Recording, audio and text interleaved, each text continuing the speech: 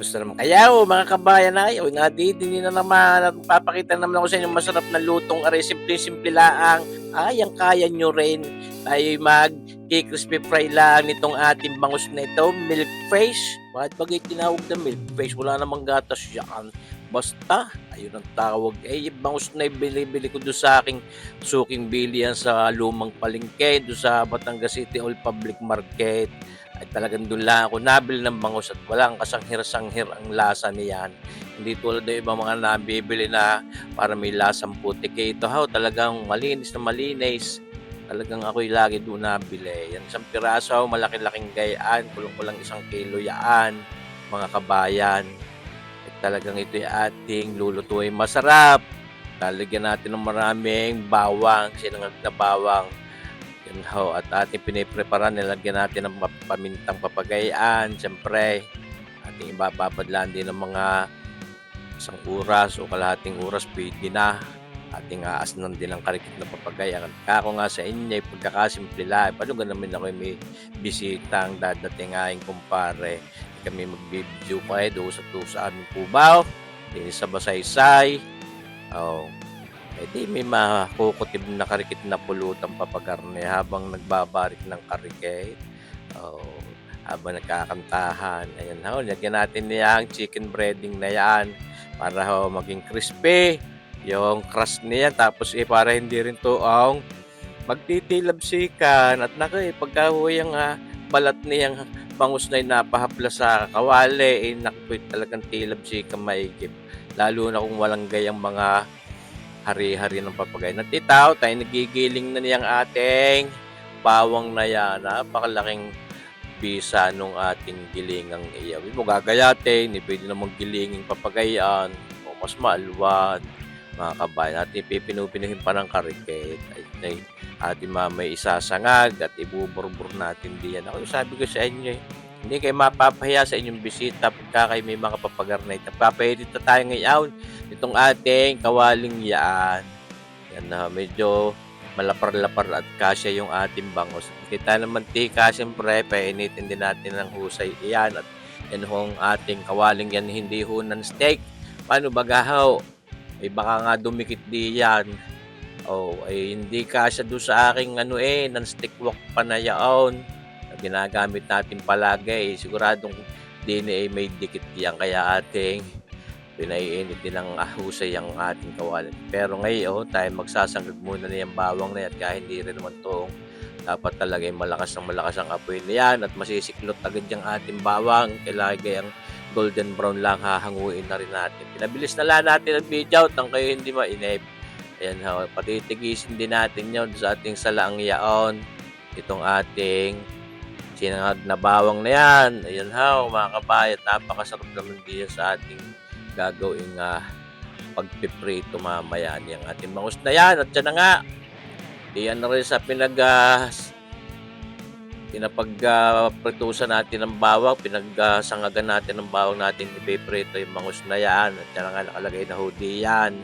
Kaya sabi ko sa inyo, kung wala yung chicken breading na inilagay natin, isa pa pampalasa din naman yan. Siguradong sigal puta ng mantika niyan.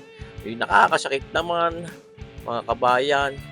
Ayan kaya yan ating palulutong-lutongin din muna ng karikityo. Pinagbalatan niyan yung likor na nakahaplas ngayon din sa kawali. Mamay ating babalikin niya. Sabi ko sa inyo mga kabayan, pagkakasimple lang naman na rin para lang tayo nagpiprito din ng pang-ulam. Ayan ating pinaang na maigiyaan. At sabi ko nga, pagkikinipo nyo agad nang hindi po talaga malutong yung ilalim mo yung pinagbalatan niya. Luray-luray iyan. Kita nyo bagahaw? Kahit pa paano may idinikit pa din nga doon sa aking kawaling iyon. Yun ayaw ko naman sobrang damihan yung mga gayang harina at naglalasang tinapay. Yan kita nyo ba gayan? Halos lumambot na rin siya dahil na ang ayaw natin binalik na. Kung yun atin yung pinagkikibo agad, luray-luray yan. Lugas-lugas yan mga kabayan. Yan kaya yung pinaglaman ng iyaw nyo na siguradong didikit pa rin diyan. Kaya hindi rin natin basta dapat pagkikibuin at hayaan natin siyang maang ang pagkakapagprito at Gaya ni medyo malutong na yung pinakalabas, pinaka-crusty, eh, di madali-dali na rin namang ano, tiklapin diyan sa ating kawaling ay kako nga sabi ko sa inyo yun naibigan ko lang din namang ipakita rin sa inyo at ako nga ay may dadating na kumpare kami magbibidyoke do'n sa aking kubo, eh, di aming mapulutang karike itong ating crispy fried milkfish. Yan ho, pinalutong na bangus pero naman hindi talagang toong lulutong at gusto ko yung laman niyan, eh, may katas-katas pa rin at sinasaboy-saboy ng mantika para ho mas maganda ang pagkakapagprito natin iyan. Ako'y naglalaway na agad, eh, lalo do'n sa magiging kasagpi niyan sa hapag ng barikan, yung ating paboritong bariken ay alin pa, ay di ang San Miguel Pale Pilsen Bikini Men.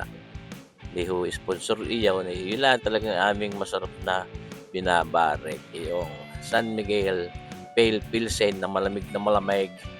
Ay naku, ay pagkagarne ang pulutan pa, tapos ika'y aawit pa, ay siya ay husay na husay, mga kabayan.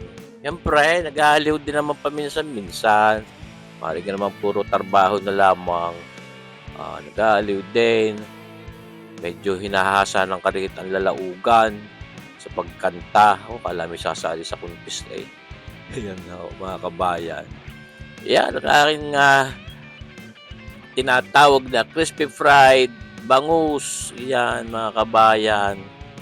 Napakasarap din naman. Eh, yan ay siguradong masarap na pang-ulam. Kako nga ay napakasarap din naman pulutan. Lalo pagka ang iyong mga babarikin, yung mga beer nga. Ayan po. Talaga namang asbaw kenhaw kaya hindi natin din mapagkikibo agad ay yan yung nakadikit pa do'n sa kawali. Ay bakit baga naman medyo may kalakihan itong ating bangus na ito. Hindi kasya do'n sa ating non-stick wok pan. Pero ari nga ho, sabi ko, doon sa all public market, isa lang ho ang talagang binibilhan ko ng bangus doon. Bukod tangi ho yun. Yun yung bian na ni Kabayan Dan Paul, yun namang si Kabayan Dan Paul. Bilihan ko ng karneng baka. Yung bian na may-ari na rin bilihan ng bangus.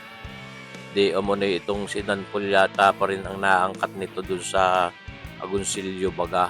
Kaya yan ho'y napakasarap ng bangus na yan. Iyan, nainip na ating tinungkab-tungkab na diyan sa ating kawali. At yan na nga, kita nyo baga, hindi na luray. Ayan, okay may inip. Yan ho, dating binurburan na rin yung ating sinangag na bawang na papagayaan. Ay nakaw, ay pagkakasarap lalo niyan. Pag ginatkat mo lagutukan sa iyong ngipin yung bawang na at may kalutungang taglay. Magandang ating pagkakapagsangag. At tapos, yan na nga, nakahaplas na diyan sa hapag ng barikan. Meron kang sausawang Japanese mayo daw, tapos itong iyong babarikin. San Miguel Pale Pilsen, aba naman. Ay tugan-tugan, barikan siya na nga, mainit pa. Ako pag namumulutan ng gayang isda, ay kalimite aking kinakamay talaga. Ay may kainitan pa, kaya tinidor muna. Nagayayan, sarap. Diyos marasipaw, tawaray. Maraming salamat sa inyong panunor mga kabayan. Sana abangan nyo pa rin palaging ating mga susunod pang videos.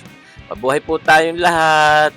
God bless. Iyo, kita nyo ko. Hindi nakakatakot.